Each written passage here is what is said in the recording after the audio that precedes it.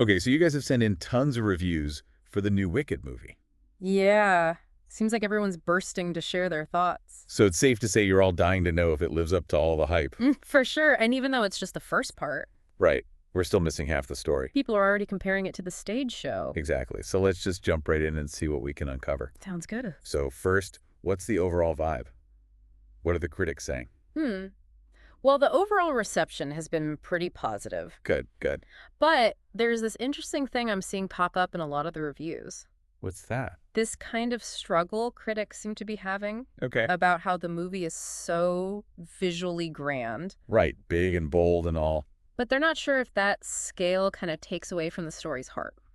Interesting. So we've got the spectacle, but is it missing some of that Wicked soul? That seems to be the question, yeah. Okay, well, let's zero in on the performances then, specifically Elphaba and Glinda. Oh, yeah, those are always the ones everyone wants to talk about. Definitely. So did the casting meet expectations? What are people saying? Well, Cynthia Erivo as Elphaba is getting rave reviews. Yes. Everyone's praising the depth of emotion she brings to the role. I mean, she's incredibly talented, so I'm not surprised. You can really see that transformation from, like, idealistic to completely ostracized. Powerful stuff. Oh, and get this. One critic even said her defying gravity is electrifying. A total showstopper. Wow, electrifying. That's high praise. Yeah. Now, what about Ariana Grande? She's obviously got the vocal chops, but can she really pull off Glinda? You know, all that Glinda-ness? You know what? She actually does. Really? And in a way that's a lot deeper than just the pink and glitter. Okay, I'm intrigued. Reviews are saying she nails the comedic parts, for sure. I mean, that's what she's known for, right? Right, but she also brings this real vulnerability to Glinda. Oh, interesting. You really see her character grow throughout the movie. Nice, so it's not just a one-dimensional performance. Not at all. It's much more nuanced than some might expect. That's great to hear. Now I have to say, the reviews on the Munchkinland scene were really divided. Oh, yeah. How so? Well, some people love the over-the-top visuals, Sure. Makes sense. while others found it way too distracting and kind of took them out of the moment. I can see that. What was your take on it? You know, I think the Munchkinland scene really highlights that whole tension we were talking about earlier. Yeah, the spectacle versus intimacy thing. Exactly. Like, visually, it is stunning. It's Oz. Got to be over the top, right? Right, and the cinematography is amazing. I was reading that they used some pretty groundbreaking techniques, Yeah, they really created this fantastical, magical world. but still believable, right? Yeah, which is important for a story like this. You can't go full cartoon. Totally. So they nailed the visual world, but But there's a really strong emphasis on contrasting Glinda's world with Elphaba's. yeah, light and bubbly versus dark and brooding. Exactly, and I think that's where some critics might have felt overwhelmed. Like they lost sight of the characters amidst all the spectacle. Yeah, it's like they were so busy taking in all the visual details that the emotional core got lost. And that's a shame because at its heart, Wicked is about this complex friendship between these two very different women. Exactly. So if the spectacle takes over, it could be a problem. Yeah, it's definitely something to keep in mind as we dive deeper into the movie. Definitely. Speaking of spectacle, how did they handle defying gravity? I mean, that's the iconic Wicked moment. Well, the critics are calling it a visual triumph. Ooh, I like the sound of that. One even compared Elphaba's magic to like a force of nature. Oh, wow. Menacing, but also beautiful. I get chills just thinking about it. I remember the first time I saw that number on stage. I was totally blown away. Yeah, live theater can do that. Have you had any similar experiences, like a musical performance that just completely blew you away? Oh, absolutely, tons. What was one that really stuck with you? That's tough. There are so many. But Yep.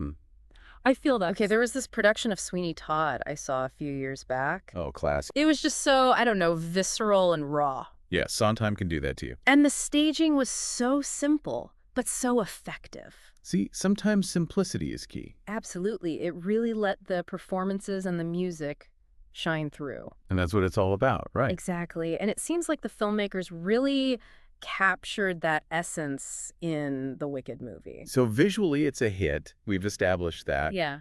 But we can't forget about the music. Oh, of course not. The music is like half the magic of Wicked. More than half, I'd argue. I mean, those songs are iconic. Totally. So did the movie do them justice. What are the critics saying? Spill the tea. Well, it seems like they delivered. Phew, that's a relief. Both Erivo and Grande's vocals are getting tons of praise, Makes sense. They're both powerhouses. especially in For Good and Popular. Apparently, those were standouts. Oh, I can't wait to hear them. And what about the choreography? Critics are saying it's got energy and spectacle. Was big dance numbers. Sounds like it, but also a good balance of fun and complexity. Okay, so we've heard a lot of good things so far. Mm-hmm. But let's be real, no movie is perfect. True, there are always bumps in the yellow brick road. Exactly. So what are the critics saying didn't quite work? Well, one thing that keeps coming up is the pacing. Uh-oh, that could be a killer. Yeah, apparently the movie clocks in at 2 hours and 40 minutes. Woof, that's a long one. And that's just for part one. Oh, right. We still have another half to go. Yeah, so some reviewers felt like certain parts dragged a bit. Where were they getting bogged down? It seems like it was mostly in those scenes that really delved into the politics of Oz. I can see how that might slow things down. Yeah, it's a lot of exposition and world building. And 2 hours and 40 minutes IS long. Do you think they could have trimmed some of those political subplots without losing anything important? It's possible, yeah. Like maybe streamline it a bit to keep the momentum going? Right, some critics felt those extra scenes, while interesting, disrupted the emotional flow of Elphaba and Glinda's story. So maybe they could have found a better balance. It's a tough call. I mean, you want to flesh out the world, Right, give it depth. but you also don't want to lose sight of the core narrative. And of course, we have to remember this is just part one. Exactly. The two-part structure definitely adds another layer to all of this. Yeah, it really makes you wonder if we can even judge the whole adaptation until we see part two. Right. Like maybe once we have the full picture, those pacing issues won't feel so jarring. Yeah, exactly. Maybe it'll all make more sense in context. It's true, or maybe it'll be even worse, and those flaws will just feel magnified by the weight. I guess we'll have to see. It's like we're all stuck in the middle of a magic spell waiting for the other shoe to drop. That's a great way to put it. And speaking of waiting, it makes you think about how this adaptation coming out now, in this particular moment, changes how we view the whole story. Oh, interesting. How so? Well, Wicked, at its core, it's about these big universal themes. Yeah, like friendship and societal divisions. Right. And the whole nature of good and evil. And those themes hit differently now than they might have a few years ago. I see what you mean, like the world has changed so much even in the last few years. Exactly. So this adaptation, it's almost like it's holding up a mirror to our own world. I like that. It's forcing us to examine our own perspectives and judgments. It makes you think, doesn't it? It really does. And all of this ties back to that tension we were talking about earlier. Oh, you mean the spectacle versus the heart of the story. Exactly. And it seems like the critics are pretty divided on whether the movie strikes the right balance. It's definitely a complex issue. So where do you land on all of this? Does the Wicked adaptation sacrifice heart for spectacle? Well, it's not a simple answer, that's for sure. Fair enough. I think the movie definitely excels at creating this visually stunning, immersive experience. It's Oz. It's got to be visually impressive. Right. And they really nailed it. The world building, the costumes, the special effects, all top notch. And the performances too, right? Oh, absolutely. Both Erivo and Grande bring so much emotion and vocal talent to their roles. It elevates the whole film for sure. Definitely. So we've got the spectacle, we've got the performances, but what about the heart? That's the million-dollar question, right? It is, and that's where things get a bit trickier. Okay, how so? Well, those pacing issues and that two-part structure we talked about, I think they do contribute to a sense of emotional disconnect at times. It's like we're getting glimpses of these really complex themes and character arcs. Exactly. But we're not getting the full picture yet. Right, and that can be frustrating. Especially for people who aren't familiar with the stage show. Yeah, because they don't know what's coming. So it sounds like the jury's still out on whether the movie successfully balances all of these different elements. I'd say so. There's a lot to love about this adaptation, don't get me wrong. Oh, for sure. But it's not without its flaws. Ultimately, it'll be really interesting to see how these choices pay off in the second film. Right. Maybe it'll all come together in the end. Exactly. Or maybe those cracks will become even more apparent. Only time will tell. I guess we'll all just have to wait and see. Yeah, it really makes you think about how we're only getting half the story right now. It's true. It's like trying to judge a book by only reading the first chapter. Exactly. And that makes me wonder how much our opinions might change once we see part two.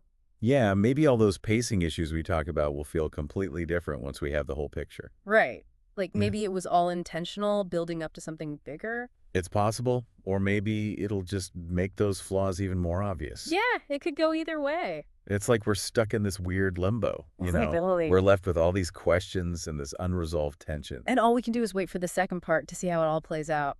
It's like a really good cliffhanger. You just have to know what happens next. Exactly. They definitely left us wanting more. You know, it's funny, thinking about this adaptation coming out now at this point in time. Oh, yeah. What do you mean? Well, the themes that Wicked explores, they feel so relevant to what's going on in the world right now. Yeah, I see what you mean. Like friendship, social division, good versus evil. Those are all things we're grappling with in a very real way these days. It's true. Those themes are timeless, but they definitely hit differently depending on the context. Exactly. And I think this adaptation coming out now, Mm. it's almost like it's forcing us to confront those themes head on. Like it's holding up a mirror to society. Exactly. And that can be uncomfortable, but it's also really When it important. makes you think, right? It really does. It makes you question your own assumptions and biases. And that's what good art should do, right? Absolutely. It should challenge us, make us see the world in new ways. And maybe even inspire us to change. Exactly. So even though this adaptation has its flaws, I think it sparked a lot of important conversations. Definitely. And at the end of the day, isn't that what really matters? I think so. Provoking thought, inspiring dialogue. Those are the hallmarks of a truly impactful piece of art. I completely agree. So to all our listeners out there, we want to hear from you. What were your biggest takeaways from this first part of Wicked? Did anything surprise you? What questions are you left with? Let us know your thoughts, because ultimately, your perspective is the most important one. It's your interpretation that matters. So go see the movie, experience it for yourself, and then come back and tell us what you think. We'd love to continue this conversation with you. Because this is just the beginning of the deep dive. There's so much more to explore. And we can't wait to do it with all of you.